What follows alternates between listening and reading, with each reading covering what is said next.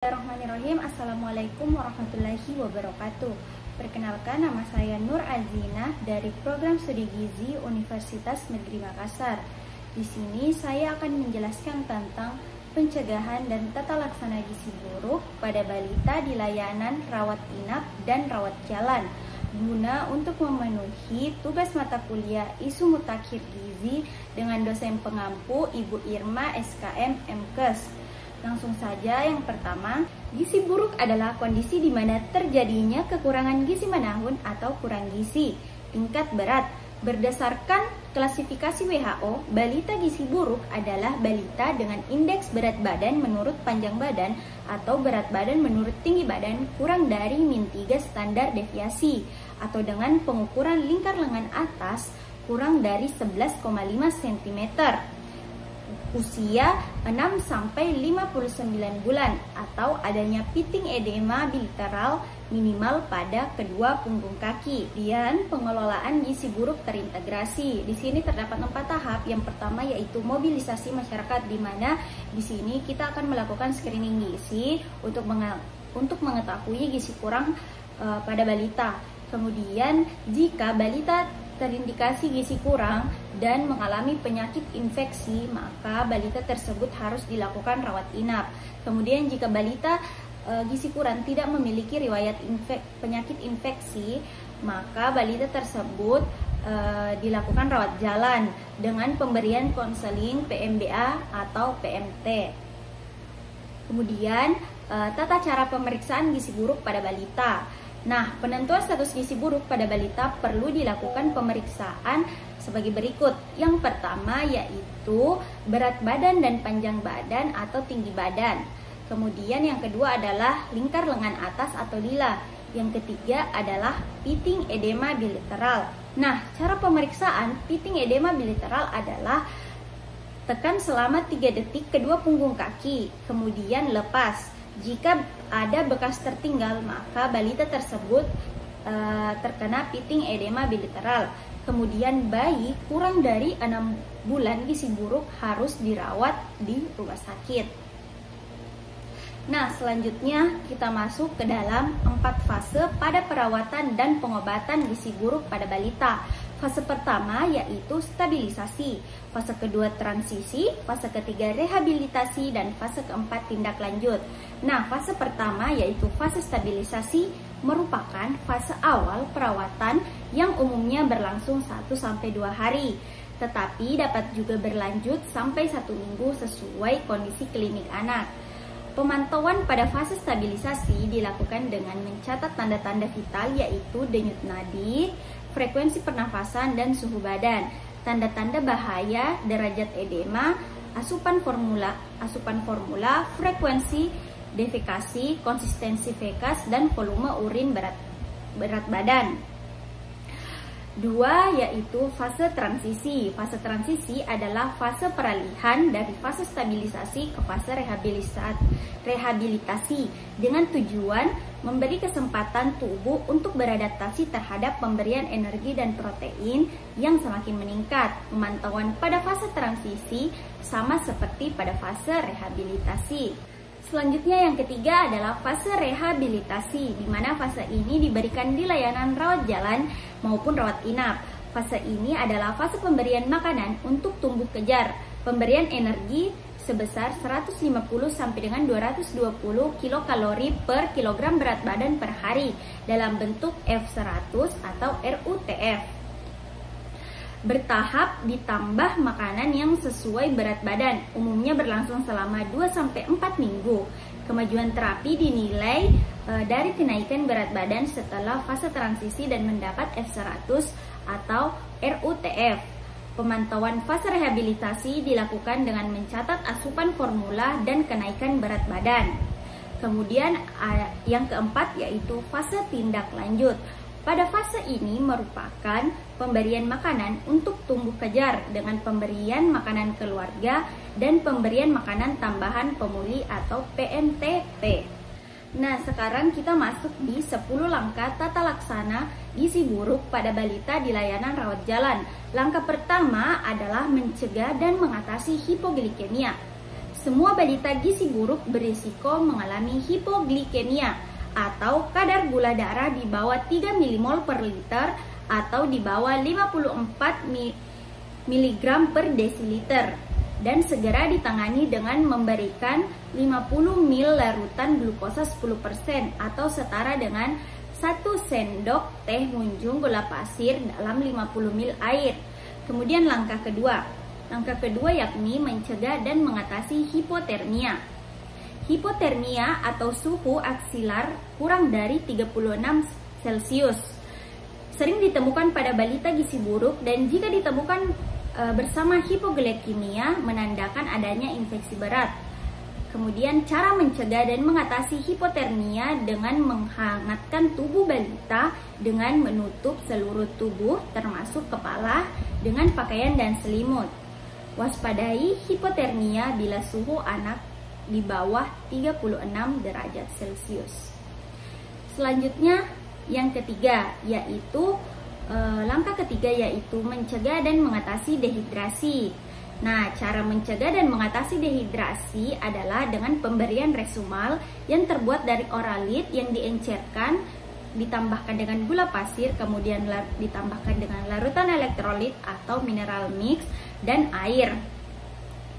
Kemudian apabila anak diare diberikan resumal setiap kali diare, yaitu untuk anak usia kurang dari 2 tahun, maka diberikan resomal sebanyak 50-100 ml setiap kali diare.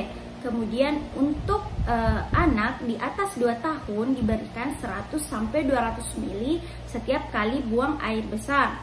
Kemudian cara membuat cairan resomal adalah oralit 1 saset dilarutkan dengan 200 ml air, kemudian ditambahkan gula pasir 10 gram, kemudian ditambahkan larutan mineral mix sebanyak 8 ml, kemudian ditambahkan air sampai menjadi 400 ml.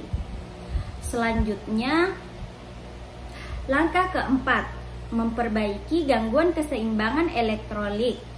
Nah, tubuh anak gizi buruk relatif mengandung kadar natrium lebih tinggi dan kalium lebih rendah dibandingkan anak normal. Karena itu, pemberian cairan tidak boleh yang mengandung kadar natrium tinggi dan anak harus mendapatkan tambahan kalium. Jangan obati edema dengan diuretikum. Pemberian natrium berlebihan dapat menyebabkan kematian. Kemudian tata laksana. Yang pertama yaitu untuk mengatasi gangguan elektrolit diberikan kalium yang sudah terkandung di dalamnya larutan mineral mix yang ditambahkan ke dalam F75, F100 atau resumal. Kemudian gunakan larutan resomal untuk dehidrasi. Nah, selanjutnya langkah kelima yaitu mengobati infeksi. Balita gizi buruk seringkali menderita berbagai jenis infeksi, namun sering tidak ditemukan tanda atau gejala infeksi bakteri seperti demam. Karena itu, semua balita gizi buruk dianggap menderita infeksi pada saat datang ke fasilitas kesehatan dan segera diberi antibiotik. Hipoglikemia dan hipotermia seringkali merupakan tanda infeksi berat. Kemudian tata laksananya adalah yang pertama, berikan kepada semua balita gizi buruk antibiotika dengan spektrum luas. Bila balita sebelumnya dirawat inap, maka pemberian antibiotika merupakan lanjutan dari pengobatan sebelumnya dirawat inap. Yang kedua yaitu imunisasi campak jika balita berusia di atas 6 bulan dan belum pernah diimunisasi atau mendapatkan imunisasi campak sebelum usia 9 bulan. Imunisasi ditunda bila balita dalam keadaan syok. Imunisasi termasuk imunisasi campak pada balita gizi buruk diberikan sebelum anak pulang dari tempat perawatan atau di fase rehabilitasi. Kemudian pilihan antibiotika berspektrum luas. Yang pertama yaitu berikan amoxilin 15 mg per kilogram berat badan per oral setiap 8 jam sekali selama 5 hari. Untuk bayi dengan berat badan di bawah 3 kg, dosis amoxilin 15 mg per kilogram berat badan per oral setiap 12 jam sekali selama 5 hari. Kemudian yang kedua adalah berikan terapi untuk penyakit infeksi sesuai dengan standar terapi yang berlaku seperti TB, HIV. Kemudian langkah keenam yaitu memperbaiki kekurangan zat gizi mikro. Semua anak gizi buruk mengalami defisiensi vitamin dan mineral. Meskipun sering ditemukan anemia, zat besi tidak boleh diberikan pada fase awal, yaitu pada fase stabilisasi dan fase transisi. Zat besi baru bisa diberikan setelah anak mempunyai nafsu makan yang baik dan mulai bertambah berat badannya. Biasanya diberikan pada minggu kedua atau mulai fase rehabilitasi. Nah, bila balita gizi buruk mendapat RUTF dengan komposisi sesuai dengan rekomendasi WHO, maka tidak perlu diberikan suplementasi zat gizi mikro lagi, kecuali ditemukan tanda klinis seperti kekurangan vitamin A pada mata dan atau ada riwayat menderita campak selama 3 bulan terakhir. Maka balita diberi suplementasi vitamin A sesuai dengan dosis umurnya. Kemudian langkah ketujuh yaitu memberikan makanan untuk fase stabilisasi dan transisi. Nah, pada fase ini diberikan untuk anak gizi buruk di layanan rawat inap.